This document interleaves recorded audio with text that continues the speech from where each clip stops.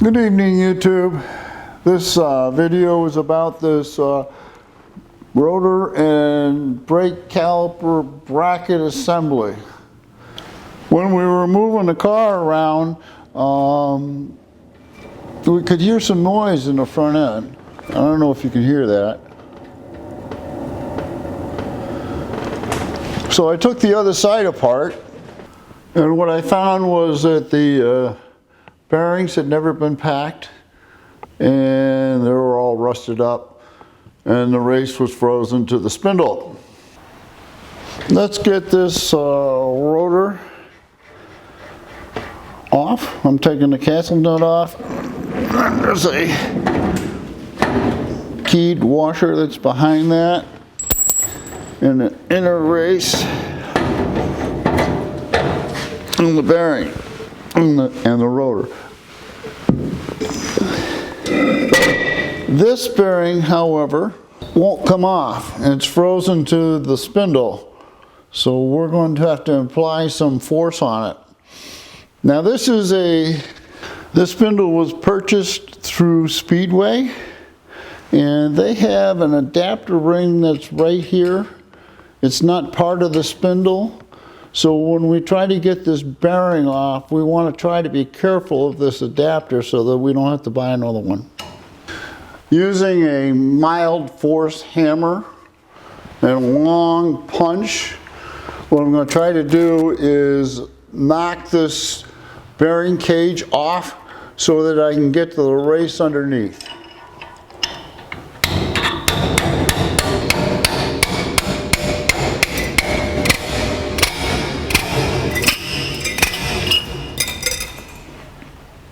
Once we've got the outer cage off the bearing and the roller bearings themselves out, we've exposed the race that is frozen to the spindle. What we can do is try to drive it off the same way we just drove the race off, but I have not had much success doing that. We're going to try that right now. I switched to a slightly bigger hammer and a chisel. And now that I got this groove here, I can put the chisel in. I can try to drive the race off. I haven't had much luck doing this. Usually I have to split the race, but let's try to drive it off. Oh, I see maybe movement. Well, I broke it.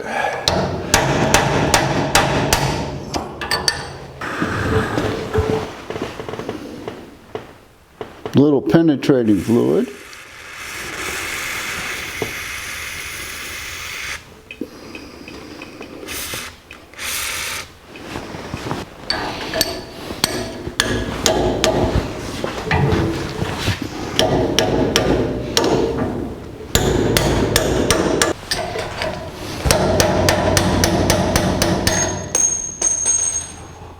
And there we have the race off. This is the adapter that I was talking about earlier that we wanted to be sure we didn't harm, and we have done no harm to it. It's used by Speedway to adapt the inner bearing to a different bearing. I'm not sure what that bearing is, but I was on the phone with them, and I have 2 inner bearings coming and 2 outer bearings coming with races. Let's clean up the penetrating oil that we used. And this is just paint thinner. I want to get the oil off so that when I use the sandpaper on it, it doesn't clog up the sandpaper.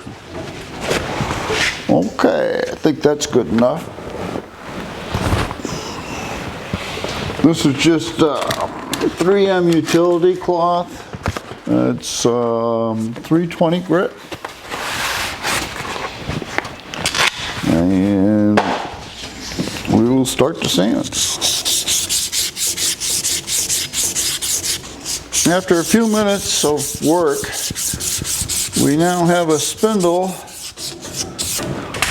that's usable. But the spindle bracket that holds the kingpin is all rusted. And so is the caliper bracket. So the next step is to take everything apart. We're going to clean it all up. there are 4 button head bolts that are Allen heads that are take a 5/16 inch Allen and 4 nylon nuts on the back that hold the whole bracket assembly together.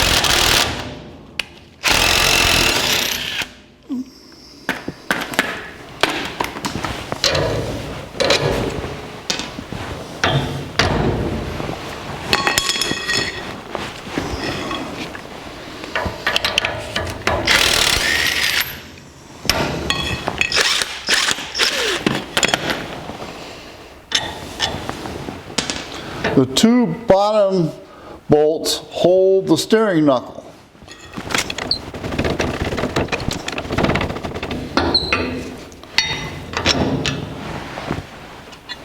And now we have the caliper backing plate and the steering knuckle.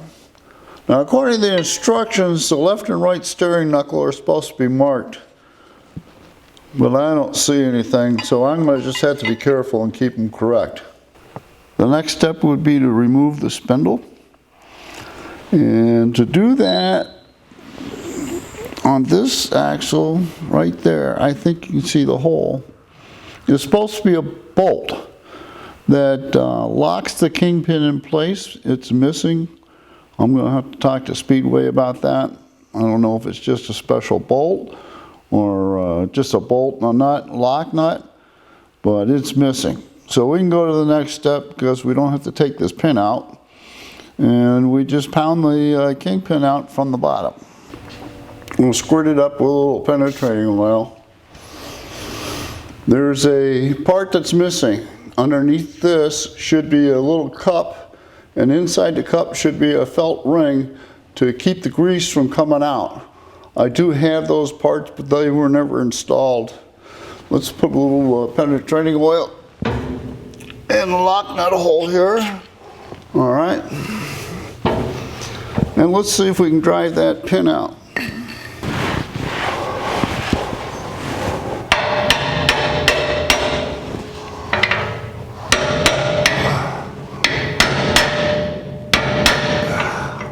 You should use a brass drift, but I don't have one. This is just a pin out of a differential.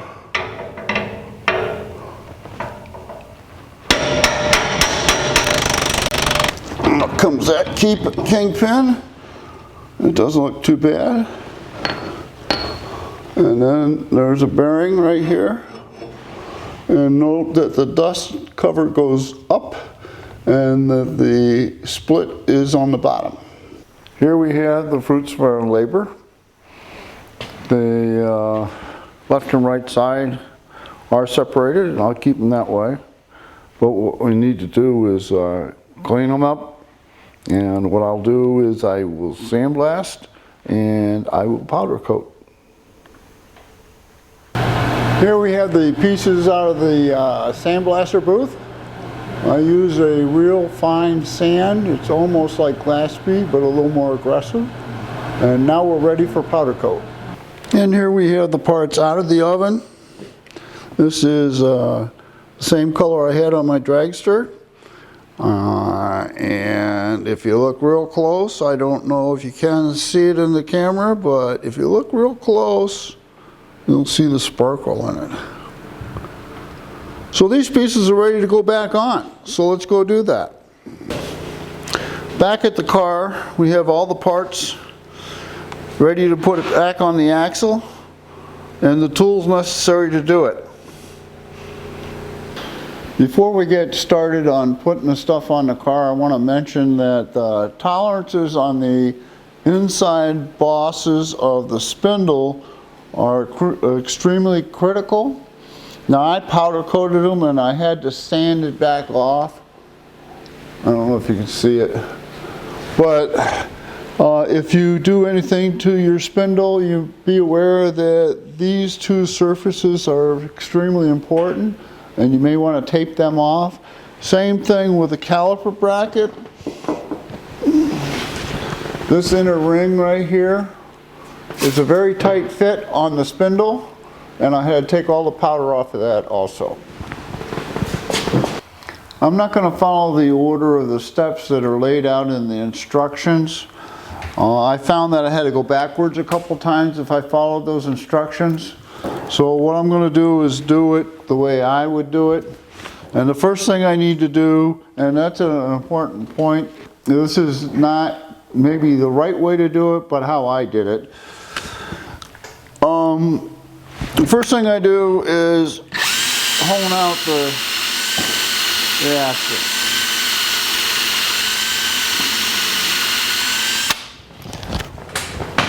And then let's clean it out. And as you can see, we got some dirt out of there. Now what we want to know is that the pin goes down in here. And a little bit of grease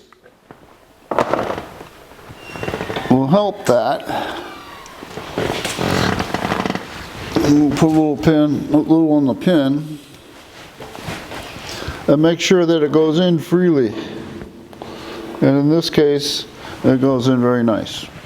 The next thing I would do is I would take and put the locking Allen bolt in its hole on the axle, and that bolt, that Allen, intersects a notch on the kingpin.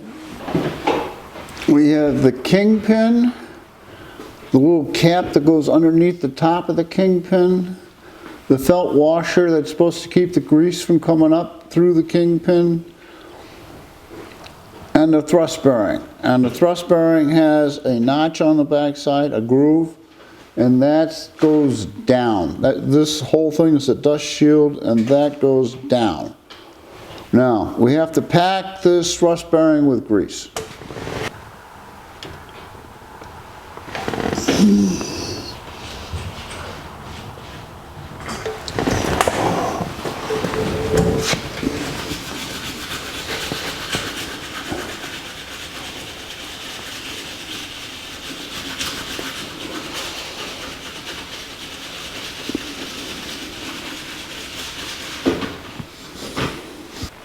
Here we have the kingpin, and you can see a little dot on the top of it. That dot corresponds with this notch in the kingpin, and that notch engages the lock Allen that we just put into the axle. So I would advise you to put some kind of indication on the top of your kingpin as to where that notch is, so that when we put it all back together, we can orientate the notch to where the locking bolt is. We take the kingpin and the little metal cup and the felt ring. That felt ring is supposed to keep the grease from coming up. And we slide that into the top of the spindle with a little dot orientating the notch towards the locking bolt.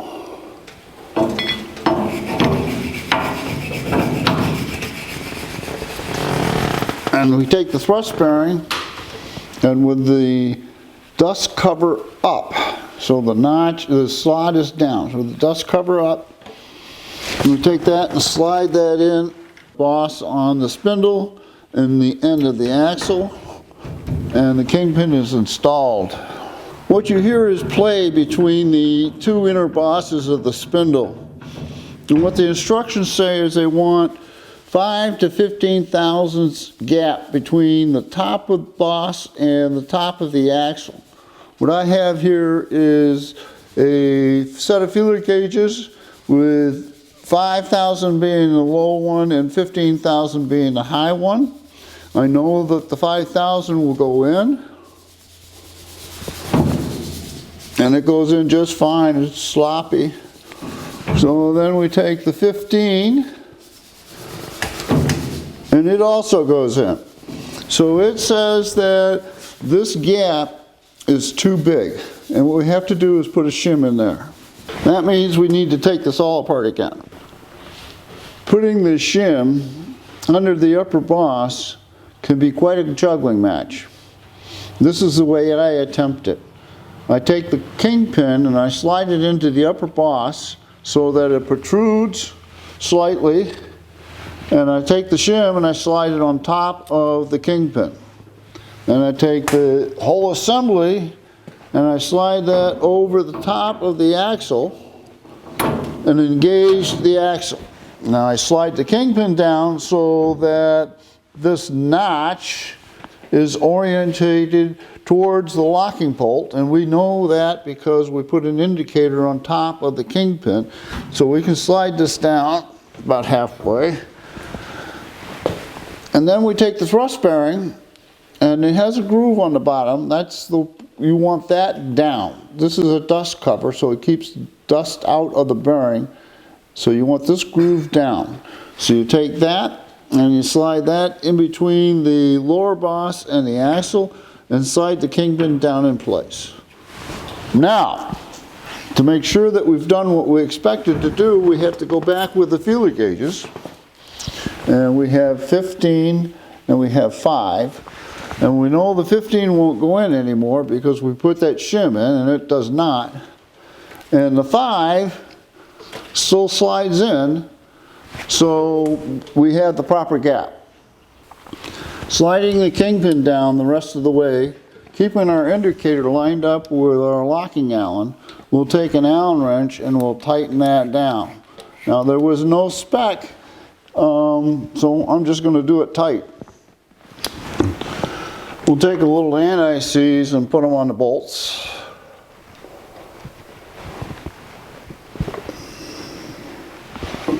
Take the bracket, slide it in place, and slide a bolt in. Take a nut, put it on the back side. Now, interesting thing is the instructions say to put the turn knuckle,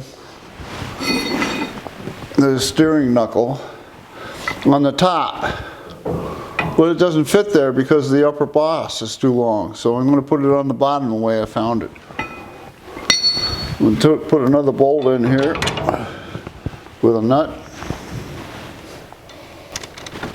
Now there is a left and a right, and the only difference between the two are the cone that the tie rod goes into, and you want that so the large part of the cone is up. And that'll determine what is left and right. And now we're ready to put the bottom bolts in and tighten them up. Okay, let's tighten some bolts and nuts.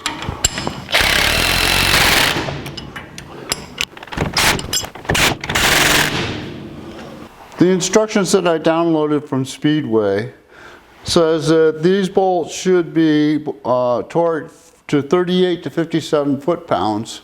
So we picked one right in the middle, 45, and we'll just torque them up.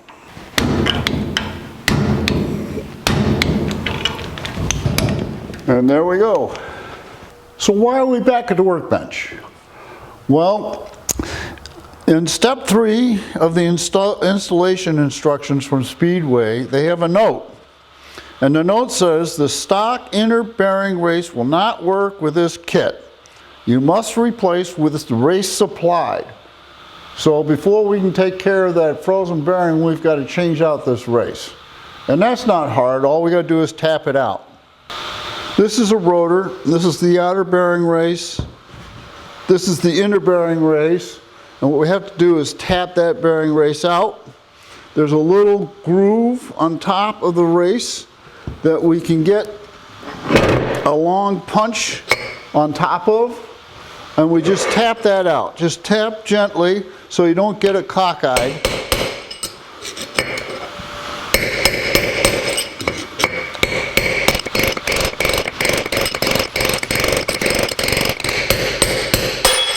And you just heard it fall out.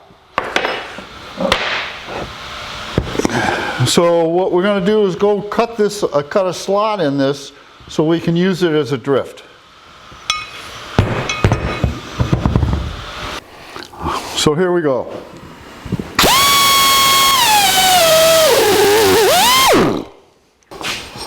We'll get our new race.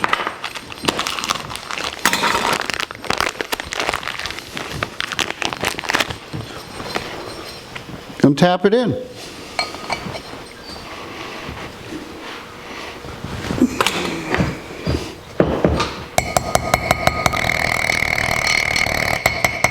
And when you get to a point where you can't tap on the race anymore, you take your new tool and you put it on top of it, and now you can tap again.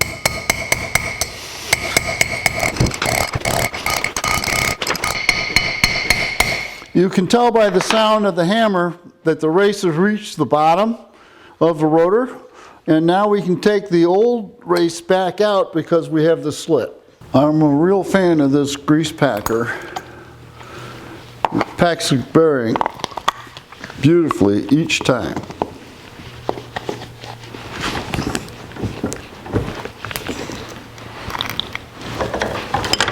And what we end up with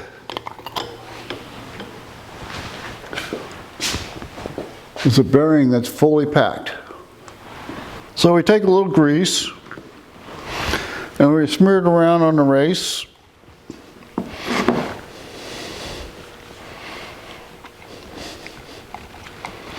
And take the bearing, drop the bearing in. Now at this point we take the seal and hammer the seal in, but the seal doesn't fit. So I'm going to have to go without the seal for now, and I'll have to pull these rotors back off when I get the right seal. Here we are back at the car. And we want to take a little grease and put it on the spindle. Holding the bearing in, we'll put a dollop of grease in here, just for good measure. Pick up the outer bearing and slide the whole kit and caboodle onto the shaft. Take the locking ring,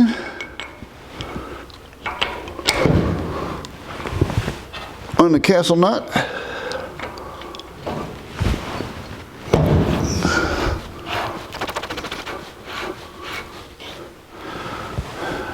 and we have our rotor installed. We've come a long way from rusted caliper brackets and spindles to kingpins that were almost frozen in to bearings that were frozen. We now have rotors that turn nice and don't make any noise. Keep watching, there'll be more.